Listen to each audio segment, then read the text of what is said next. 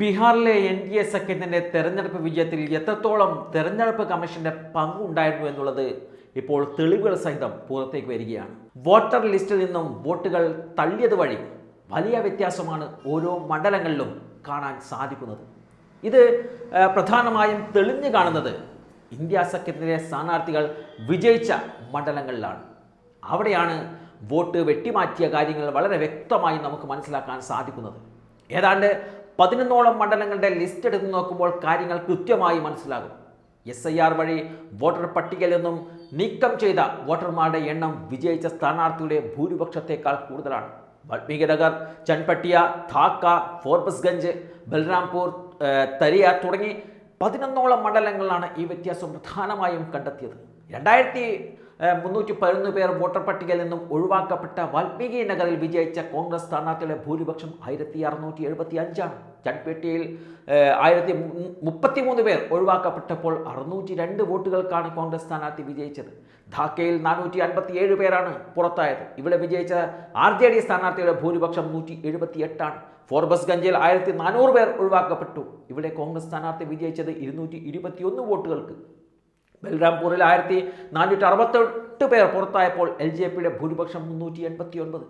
Voter പട്ടികയുടെ കരട് പ്രസിദ്ധീകരിച്ചതിനും അന്തിമ പട്ടിക പ്രസിദ്ധീകരിച്ചതിനും ഇടയിലുള്ള അവസാന ഘട്ടത്തിൽ 3,66,000 പേരാണ് പട്ടികയിൽ നിന്നും പുറത്തായത്.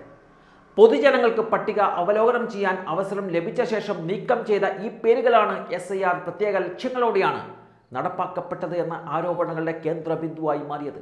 സുപ്രീം കോടതി ഈ 3,66,000 വോട്ടുകൾ ഒഴിവാക്കിയതിൻ്റെ വിശദാംശങ്ങൾ തേടിയിട്ടുണ്ട്.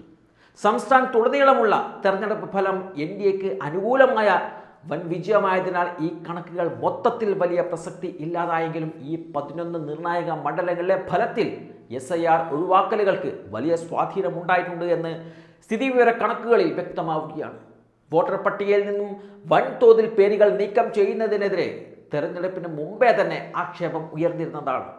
കടുത്ത മത്സരമുള്ള മണ്ഡലങ്ങളിൽ ഈ ഒഴിവാക്കലുകൾ ഫലത്തെ പ്രതികൂലമായി ബാധിക്കുമെന്ന് പ്രതിപക്ഷം മുന്നറിയിപ്പ് നൽകിയതാണ്. ആ വാദങ്ങളെ സാധൂകരിക്കുന്നതാണ് പുതിയ കണക്കുകൾ. ചില പ്രത്യേക മേഖലകൾ കേന്ദ്രീകരിച്ചുകൊണ്ട് നടത്തുന്ന ഇത്തരം ഒഴിവാക്കലുകൾ പല മണ്ഡലങ്ങളുടെയും വിധിയെ സ്വാധീനിച്ചിട്ടുണ്ട് എന്നുള്ളതാണ് പ്രതിപക്ഷം ഇപ്പോൾ പറയുന്നത്. ഈ കാര്യങ്ങൾ നേരത്തെ തന്നെ പ്രതിപക്ഷം ചൂണ്ടിക്കാണിച്ചതാണ്. എന്നാൽ അതൊന്നും കണ്ടില്ലെന്ന് നടിക്കുന്ന സ്ഥിരം അടവാണ് തെരഞ്ഞെടുപ്പ് കമ്മീഷന്റെ ഭാഗത്തു നിന്നുണ്ടായത്. SIRന്റെ പേരിൽ വ്യാപകമായ വെട്ടിനിരത്തലാണ് സംസ്ഥാനത്തുണ്ടായത്. അതുകൊണ്ട് തന്നെ തെരഞ്ഞെടുപ്പിന് മാസങ്ങൾക്ക് മുമ്പ് തന്നെ ഈ രീതിയിലാണ് തെരഞ്ഞെടുപ്പ് നടക്കുന്നതെങ്കിൽ തങ്ങൾ സഹകരിക്കില്ല എന്നുള്ള നിലപാട് പ്രതിപക്ഷ നേതാക്കൾ സ്വീകരിച്ചിരുന്നു. എന്നാൽ കേന്ദ്രത്തിൻ്റെ നീക്കങ്ങൾക്കനുസരിച്ച് ജ്ഞാനേഷ് കുമാർ നീങ്ങുമ്പോൾ പ്രതിപക്ഷത്തിൻ്റെ മുന്നറിയിപ്പുകൾ പലപ്പോഴും അവഗണിക്കപ്പെടുകയാണ്. ഇന്നല്ലെങ്കിൽ നാളെ സത്യം മറനീക്ക് പുറത്തു വരും എന്നുള്ള വിശ്വാസത്തിൽ മാത്രമാണ് കോൺഗ്രസ് അടക്കമുള്ള പ്രതിപക്ഷ പാർട്ടികൾ മുന്നോട്ട് പോകുന്നത്. എന്തായാലും ഈ വിഷയത്തിൽ നിയമ നടപടികളുമായി മുന്നോട്ട് പോകാൻ തന്നെയാണ് കോൺഗ്രസിൻ്റെ തീരുമാനം.